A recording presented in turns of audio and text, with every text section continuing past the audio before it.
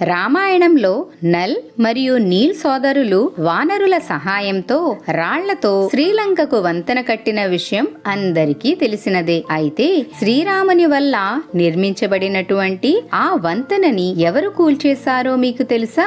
సరే, ఇప్పుడు మనం దాని గురించి తెలుసుకుందాం. పద్మపురాణంలో దాని గురించి ఇలా చెప్పబడి ఉంది. రామ రావణుల యుద్ధానికి ముందు ధనుష్కోడి అనే ప్లేస్లో రావణుడి సోదరుడైన విభీషణుడు రాముణ్ణి కలుసుకున్నాడు. రామ రావణ యుద్ధం అయిన తరువాత విభీషణుడికి లంకకు రాజుగా చేశారు. ఆ సమయంలో విభీషణుడు రామునితో వారు తిరుగు ప్రయాణానికి ముందు రామసేతుని విచ్ఛిన్నం చెయ్యమని ప్రార్థించాడు. భారతదేశం నుండి ఇతర రాజులెవరైనా వచ్చి లంకపై దాడి చేస్తారేమో అన్న భయం విభీషణుడిలో కలిగింది.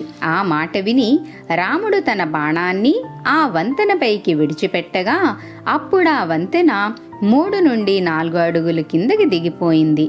అప్పటి నుండి ఆ ప్లేస్ పేరు ధనుష్కోడి అని అంటారు. దాని అర్థం విల్లు చివర లేదా విరిగిన విల్లు అని అర్థం. కంభ రామాయణంలో కూడా వంతెనను విరిచే ఘట్టం గురించి వర్ణించబడి ఉంది. ఈ వీడియో మీకు నచ్చితే లైక్, సబ్స్క్రైబ్ చేసి గంట సింబల్ని క్లిక్ చేయండి.